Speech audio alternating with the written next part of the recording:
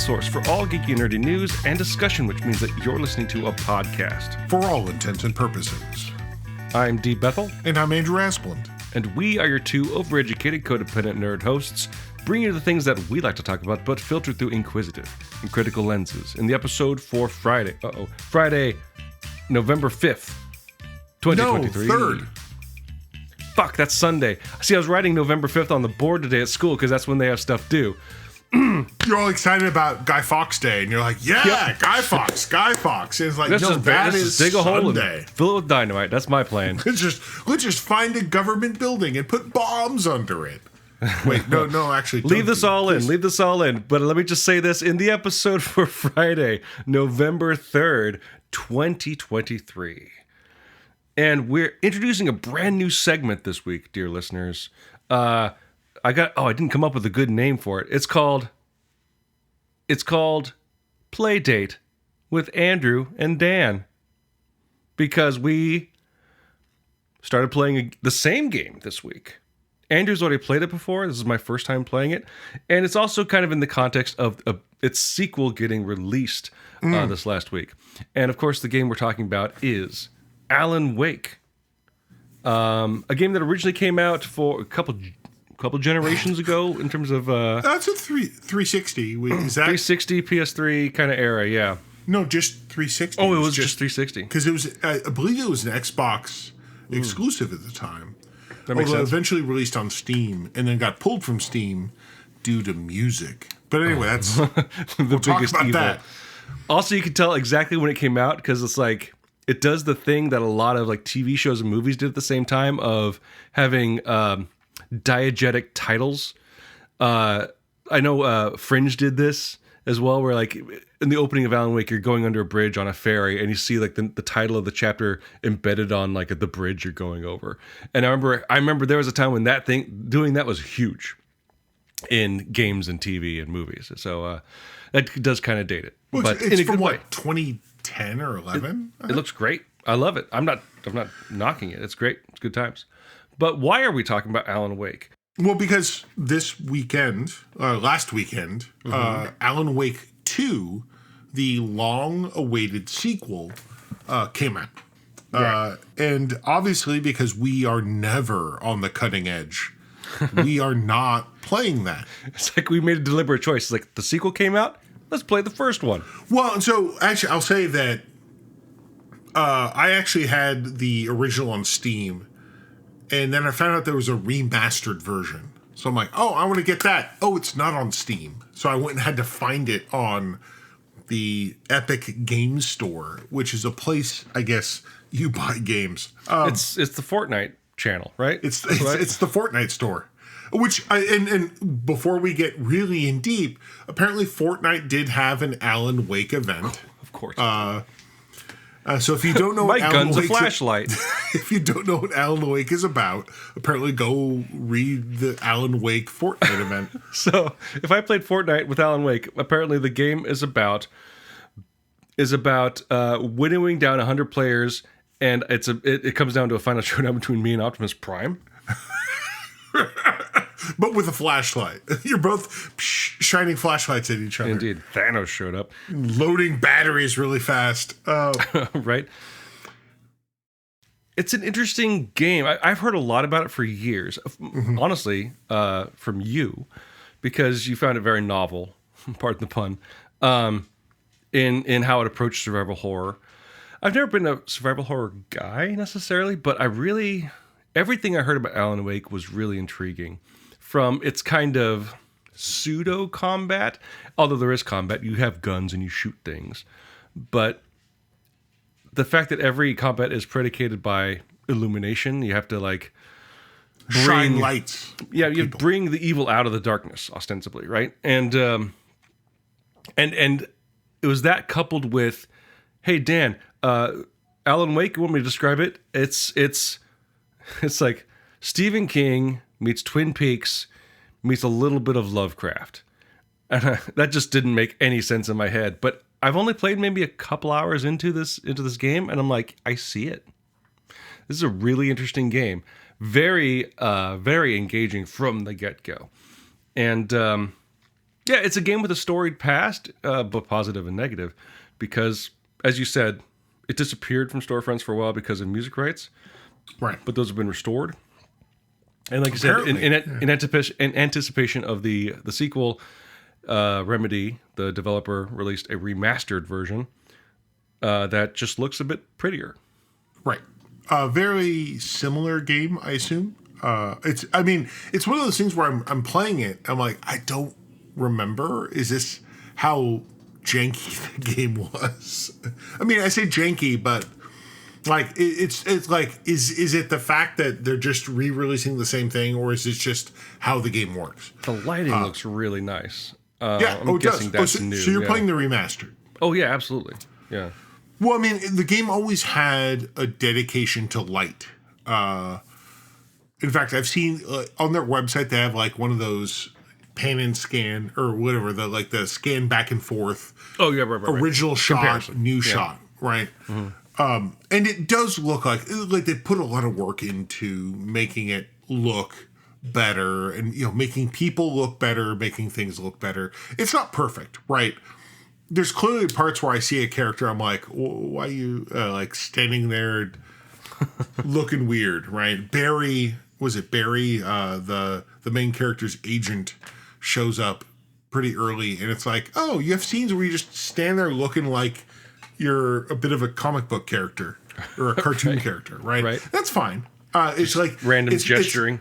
It's that the model is very nice now, but the whatever animations they had, they didn't replace, and that's fine. Right. Made it easier. Honestly, my experience with the game, and I'd rather spend some time talking about your initial experience and then kind of bringing your memories to the new experience. But just quickly, my context with the game, again, since this is the first time I've played it, I'm more aware of it as as part of the discourse. I'm more aware of it in the context of its developer, Remedy, and how Remedy is a developer that took a lot of swings and had a couple misses to the point where does Remedy know what it's doing? To the point where with some of its most recent games, specifically Control, everybody kind of got Remedy at that point. It's like, oh, we see what you're doing and it's kind of awesome, but maybe this is just a case of technology catching up with it. And what I mean by that is, for a while, and I would say even just playing Alan Wake for a little bit, you see glimpses of it.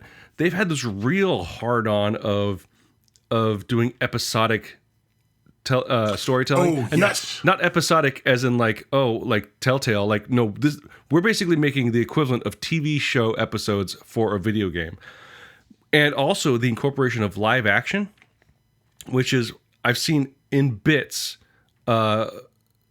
Specifically in early on, when you enter a diner, you see a standee of Alan Wake because the waitress is a huge fan and she has that much control over what goes in the diner, I guess. But that photo of Alan Wake is a photo of a person. I'm guessing the body model or the face model of the actor, and it's pretty fascinating.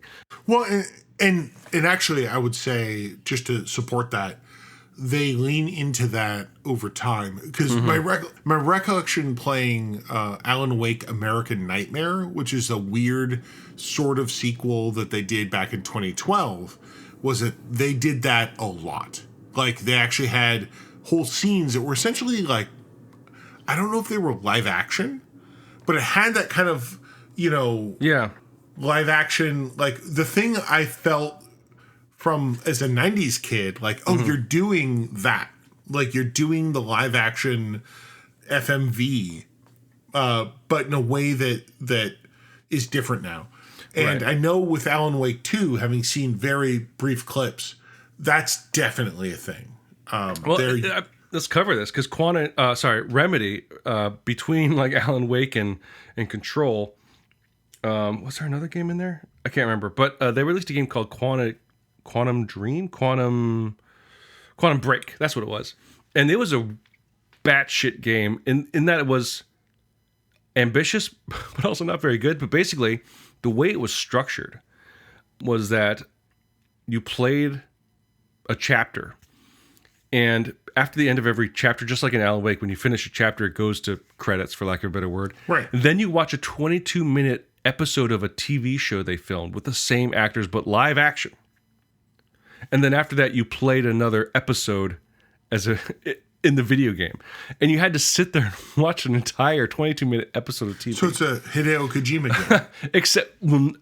Except with real Except people. he's like, I am actually a director. and he filmed actors on a set. It was a glorious failure, but you can see, especially in Control, which I played a little bit of before I bounced off of it. And then coming to Alan Wake, I'm like, oh, like, it's almost like seeing a process in real time. They had to make Quantum Break for Control to work. And Alan Wake had to exist for Quantum Break to even exist in the first place, for it to try and fail before Control happened, before Alan Wake 2, which is getting good reviews from what I'm seeing, could occur. It's like we're seeing a company evolve and finally having technology, culture, and their own ability finally hit a nexus. And all of a sudden, Remedy is making the games that it wanted to make, that people want to play.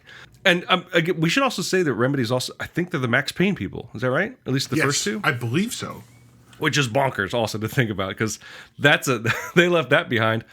Although I think that got mixed up with, was it Rockstar or something like that?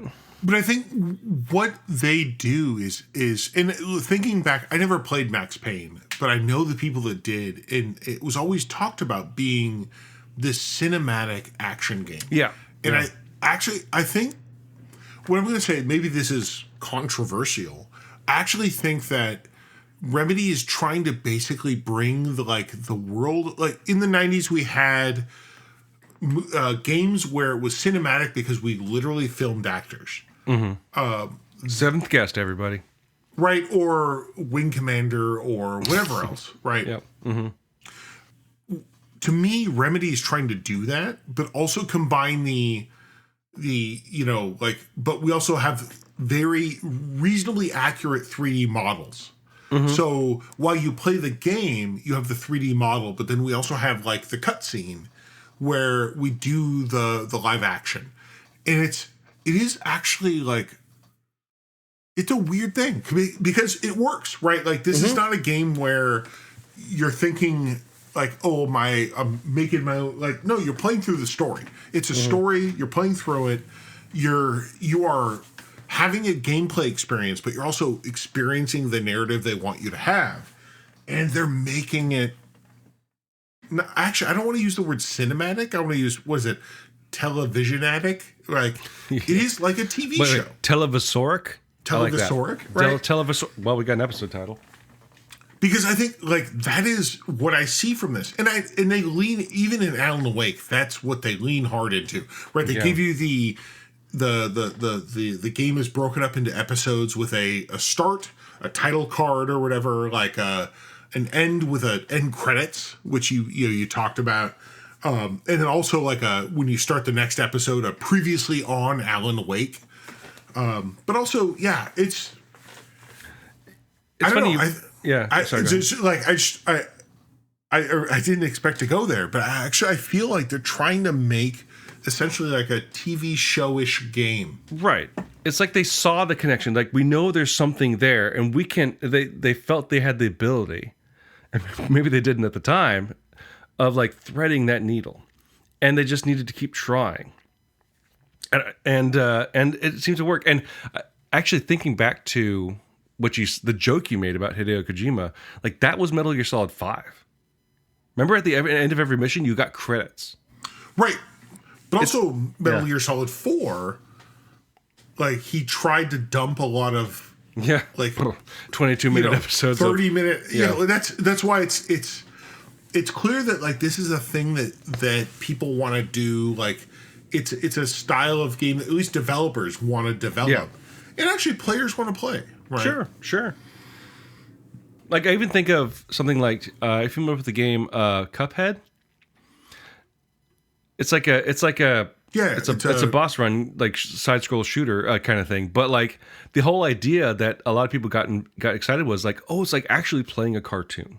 I would even say that for what's the name of the developer? I can't remember. But like there's something about the seamless animations of like the remake of A Boy and His Blob or the DuckTales remastered. That's just like, oh, this is like I'm immersed. I am in like an actual ass cartoon. And although Alan Wake an ass cartoon, indeed, look it up. Don't look it up. But Alan Wake is kind of doing that. Well, Remedy's doing that with just like live action TV. Like these things fit together, and they've been doing their damnedest and have been succeeding in recent years to make that work. So let's transition. So you played Alan Wake back in the day.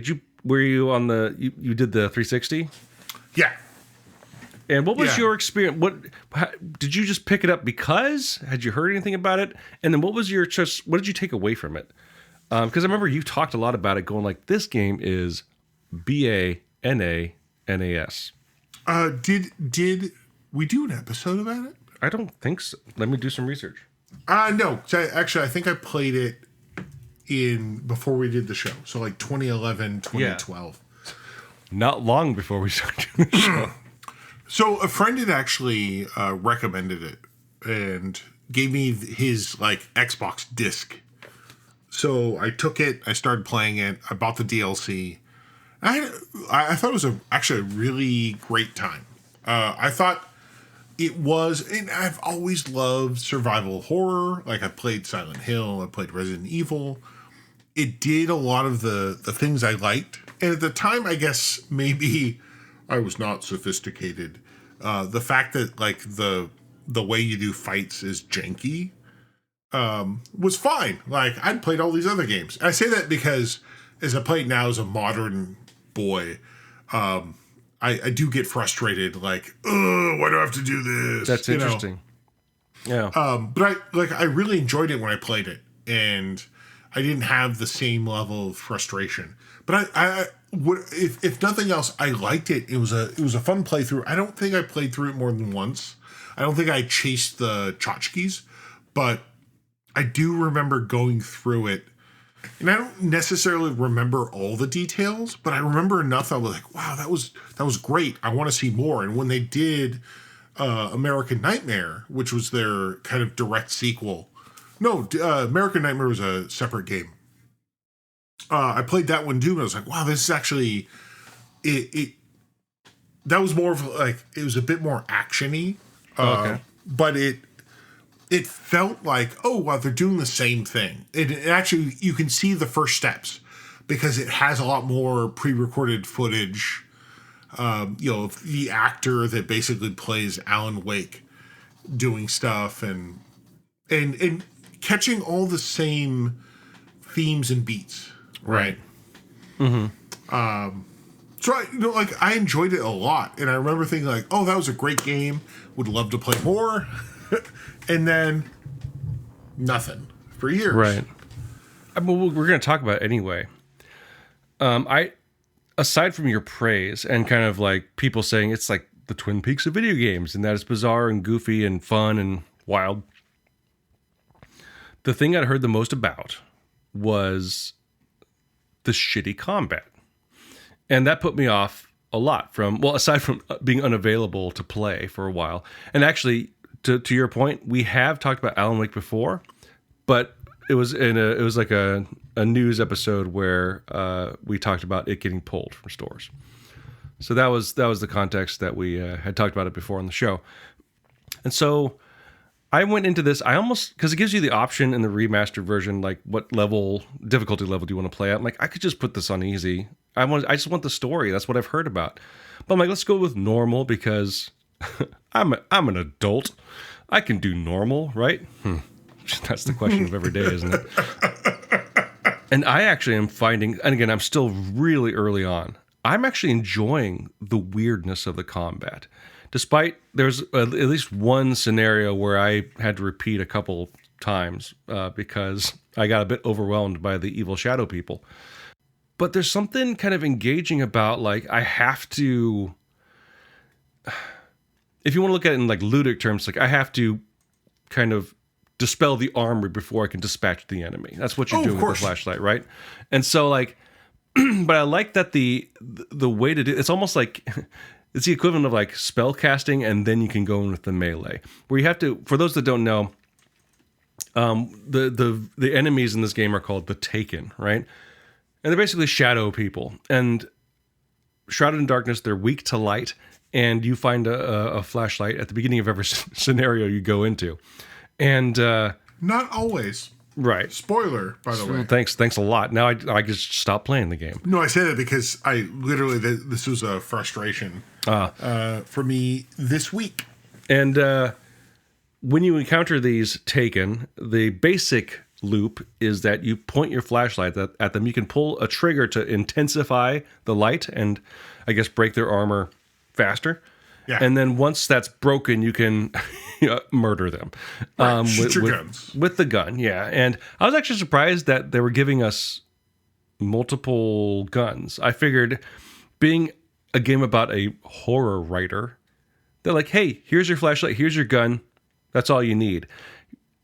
Understanding that it was definitely leaning more into the cinematic and narrative aspect of the game. But they're like, here's an inventory, here's a flare gun, here's a revolver, here's a shotgun. I'm like, Jesus, do we need all this? Yes, you do. But that loop so far has not been overwhelming. Sorry.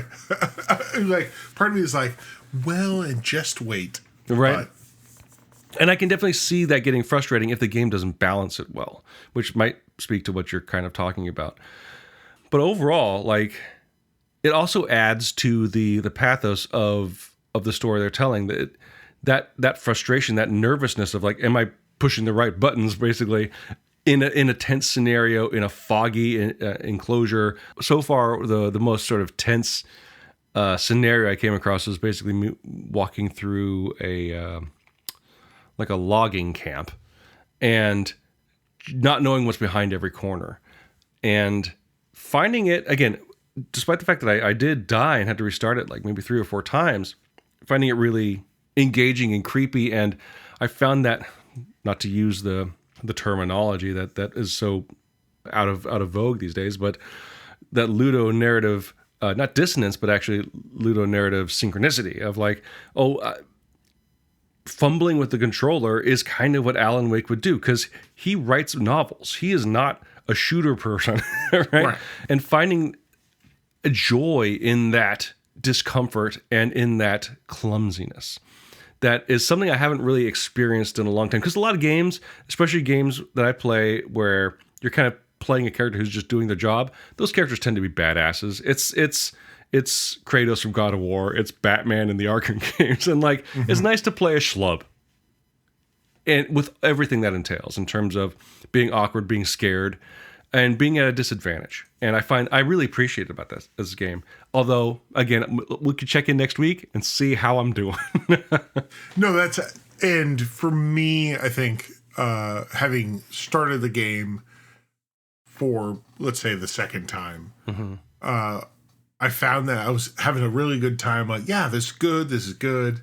And then I got to a part where like, oh, I've redone this scene or this whatever enough times where I'm like, okay, how do I just get to the place? Right. Why don't they, like, especially since they're leaning into that cinematic, why not include like, let's just skip to the next scene? Because that's what, or I guess like stuff at home is all about. And I'm going to say it, like, thinking of other games, like if I've continued from the last checkpoint more than 10 times, give me here's where you should run, or like whatever, like here's where you should go, here's what you need to do, or you're right, like just take me there. Right. Because that was the frustration. I say that like literally in the last 2 days playing the game. I was like, oh, I was having a great time. Yeah. And now I'm like, oh, what like, why am I now frustrated? Why am I now challenged? But that's part of the game. And part of it being a game from 2010, right? And I'm actually interested to see if that kind of anxiety or frustration is addressed in Alan Wake 2, whether combat is just better balanced, or if they're more accommodating of accessibility. Right. I don't know. I don't have any experience with anybody that's played it. I don't know. I know you do. You have someone that you have someone who's playing it. You got someone on the case. Well, but it's a tough thing because first of all, I would say that the game just came. Alan Wake 2 just came out in the last week. Right. It still has bugs. It still has all the stuff. It's also the joke of never actually get a new release game. Right. Like, right. So I don't know. I don't have good answers. Okay. Maybe in a couple weeks. Yeah. I can get back to it. Yeah, maybe. I like the idea. Maybe checking back in every couple weeks with our progression. What did we call the segment? I totally forgot. Well, I'll learn it on the edit. Let's play. No, not let's. Don't be ridiculous. We're not on YouTube. Well, I guess we are on YouTube, but not in that yikes! But I do think like the one thing I will say about Remedy and Alan Wake, and actually their whole everything they do is that they're definitely pushing like a format, a style. So I will say that like my partner who's playing Alan Wake 2, I walked in watching it play. Mm-hmm. And just to see, and I don't know what the hell was going on because I'm not following it, right? I want to play it myself. Right. And to see just like a weird dance club with David Harwood dancing on a big screen. Nice. Who David Harwood? He was in Doctor Who. He's a big actor. He was in Supergirl. Like he's in it. He plays some character who I don't know who he is. But to see him like it's literally Alan Wake is in a dance club, and there's a big screen with David Harwood dancing. Yeah. And I'm like, and it's a live action shot. And I'm like, what the hell is going on? But also like, it feels really like it works, right? Like it's a CG like in-game Alan Wake, but it's a live action shot of the actor just doing this thing. Actually, also saw another shot of the actor that plays Alan Wake, the Finnish actor, and David Harwood doing a scene as like in interlude or whatever it was. And it's like, wow, this is like, it does work. Like they've taken that weird style of like the 90s FMV games and found a way to make it a game that works in a modern context. Like you can have the live action, you can have the in-game. I just want to say like they're doing great. Yeah. Whether the games are good or bad, they're pushing the medium forward, which I love. Yeah, which again, I'm sure other companies have attempted this, but they seem to have a very focused goal, and at this point, the ability to do it. So, and the storytelling chops, like that's what I was impressing me the most playing Alan Wake in the opening hours that I did. Again, I had my expectations, but it'd been long enough for me to forget any plot that I had heard, and just being like, oh, they're doing this right away. They're doing this. Oh, they're changing things.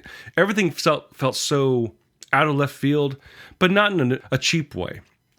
It was like, oh, this is they're taking left turns when we expected a right turn, and it makes the game that I'm playing, at least, much more engaging. And I felt like for the bit of control that I played, I kind of bounced off because of the combat, to be honest. Right. And a bit of the tone. It's what's interesting about Control is it all takes place in one setting, in one building, technically, but the building is very complicated. And just like the same color scheme and environments were kind of grating on me, and I wasn't able to pay attention like I wanted to. Despite really liking the world building they were doing in that game, including its connections to Alan Wake, spoilers, that even though I didn't play the full game, I could see like a much more confident developer in that game doing the things that even in these early hours I saw them doing in Alan Wake, and presumably what they're doing in Alan Wake 2. So it's impressive to see not only them pulling this off, but seeing the company grow with every attempt they make. it kind of went from just being, another developer, maybe even at the time kind of a developer that was kind of becoming a joke. Quantum Break was a disaster. Actually kind of pulled themselves out of it and becomes something we're talking about, It's great. So we'll keep playing Alan Wake, and hopefully it stays good. I will report if I have some severe frustrations, as you did. But even then, I'm pretty forgiving. We'll see how frustrating it is, because I'm really invested in this weird story they're telling. Well, and I just love the way, for those that don't know, Alan Wake is a story about an author, Alan Wake. And the way they make it feel like it's a story about an author. Like the way you have him narrating things like an author. To the point where, like, I think if you walk to certain areas or kind of do certain not important actions, he'll say something. He'll and then I do the thing or whatever. Like, oh, it's like a novel. Not to mention even like the metatextual stuff they do in the game about all that. It's just, it's wild. Right. It's wild. Props to a game from 2010 still being like just blowing my mind. It's pretty cool. Yeah. So if you, dear listeners, have any thoughts about the topic we discussed this week, feel free to leave your thoughts as comments on the page for this episode at forallintents.net. You can also post your comments or engage in conversations with other listeners on our Facebook page. You can find us on other social media as well, specifically the places that Andrew and I frequent, which means you can find Andrew. But no, let's do me first. I'm more important here. Which means you can find me on Instagram. Which means you can find me on Instagram at dbethelcomics, and you can find Andrew on Mastodon at profounddark at dice.camp. While you're at our website, forallintents.net, you can also take a look at our YouTube page, which you can find by clicking on the link in the corner that says YouTube. There you'll find our YouTube page, which actually we have the show simulcast in YouTube. If you do listen to the show on YouTube, like and subscribe, or as the kids like to say, ring that bell. But we're not Let's Playing Alan Wake. We're not. No. We use 2 tracks of music for our show. One is called Disco Medusi, the other is called District 4, both written and performed by Kevin MacLeod of the Clan MacLeod, immortal swordsman, graph paper enthusiast, and musician extraordinaire. You can find his music and more at incompetech.filmmusic.io, and that's all licensed under the Creative Commons 4.0 attribution license. If you like the show and like to help us out, the best way to do so would be to subscribe to the show using whichever podcasting service you happen to use. What would help us out even more, though, would be to leave some sort of review. Whether a text review or using the proprietary metric will help spread the word to new potential listeners through the magic of algorithms.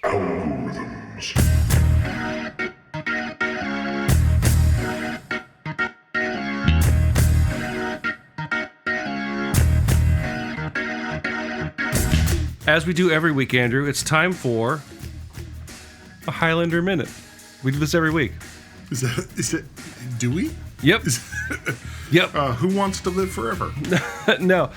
There was a while where I was talking about, last summer was the summer of Highlander for me. I was reading books. I was doing all this shit. Coincidentally, just this last week, as the WGA strike wrapped up and SAG's going on, Legendary Entertainment has announced that they're moving forward with their reboot of the Highlander stuff. I don't remember. There's been some studios that have basically made deals with SAG-AFTRA and are kind of moving forward with productions. I can't remember if Legendary is one of them. But either way, they're saying we're moving forward, things are going. And the main actor that's been attached to the Highlander reboot is Henry Cavill, which is good because that guy unfortunately lost a lot of good gigs in recent years. But also can do whatever he wants. Right, which is apparently just painting 40K figs. And building his really overbuilt gaming rig. Oh, I thought you were going to talk about his chest or his biceps for a second. There's a whole thing where he built like this, I want to play games. So it's like him building his gaming rig. Mm-hmm. And you're like, wow, between this and the 40K, you're just a fucking nerd. Yeah, a gorgeous, super ripped right, nerd. Like a super ripped nerd. With a British accent. It's very, very frustrating. So will he be the new Highlander? Most likely. I mean, he's not going to be Ramirez. He's not going to be Ramirez. Although he might be if they go with just the batshit off the wall casting they did before. So what I will say is, I have big thoughts about Highlander. You know, same. We both do. And I do really hope that if it's him or anyone else, man, like get someone who can act like they're I don't know. You better step back from different places, like act like stepping on a tiger's tail here. Man, I don't want the dude who's supposed to be a Scottish Highlander sound like he comes from the depths. Because he lived for 400 years and has lived all over the place. Your accent, it's like a mid-Atlantic accent amplified he lived for by 400 10 years, but only he spent all of them in French Canada. When that's actually why and this is a hot take. Not to mention the Scottish Egyptian, by the way, but yeah. I know. This is why I actually think the TV series addressed it the whole thing. I think it did better overall. Because Adrian Paul was actually a versatile actor. He didn't sound like he was from French Canada. Didn't sound like he was from Scotland either. Well, I mean, fair, but nor did anyone else other than the Egyptian. One of the things I kind of push back against the show with, we will fight, is this, and what I love about the original movie, and why I'm actually, I hate to say this, I'm not stoked about Cavill taking the lead, is that one of the things I love about the movie, aside from it's got that gritty, just dirty New York, late 80s, early 90s vibe that is present in a bunch of movies at that point. It's like New York just seems like the worst place. Is Connor McLeod, as portrayed by Christophe Lambert, is, what do we call it? A schlub. He is not ripped. He is not built. He shows no affectation towards being athletically capable. He's just a dude in trainers and a raincoat. And I love that dichotomy of and and you're fighting for the prize of immortality or mortality. I love that juxtaposition about it, and I think it was accidental in the original trailer. But the problem with Adrian Paul is that he looked like an action hero. I'm like, yeah, I mean that's cool, but Connor McLeod looks like he's here to pick up his dry cleaning, and I love that. That's the action hero I want. That's fair. And Cavill is great. I love it, but he's an action. He looks like an action hero. Not saying that he doesn't have the ability to slim down and just be, and with costuming and acting, of course, and makeup, I'm sure they can make anybody look like a schlub. But he might be too pretty to be Connor McLeod in my estimation. That's fair. But put him in a red suit and a frock and a peacock hat. Maybe he would be the best option to play Ramirez, or as Lambert says, Ramirez. What I love about this is that both movie and show are ostensibly garbage, but we both have our own, but we love them. Really hot takes and hard opinions about them. I will say, in terms of lore, continuity, the show was great. But nothing touches that animated series, which is absolute perfection. Because someone's like, let's make an animated series based off of Highlander 2? What is wrong with you? So, what I'll say, because this is supposed to be the end cap to the show. Indeed. I do want to say that there's in my mind, what I love about the show is that it was like someone realized how the movies didn't make sense. Right. And desperately tried to make stuff They hired nerds. Right, they're and honestly, that's now the thing. Yeah, right? No, you're right. And so I'd say, let's put a cap on this as, we need to talk about Highlander as what happens when you have a fucking B movie that gets really popular and you make a TV show, but you have to also sell it for 5 seasons. You had me at we should talk about Highlander, so yeah. So let's put this in the bank, and we'll come back. So until Andrew says something that gets you all hot and bothered, dear listeners, I'm D. Bethel. And I'm Andrew Esplund. And for all intents and purposes, that was a podcast.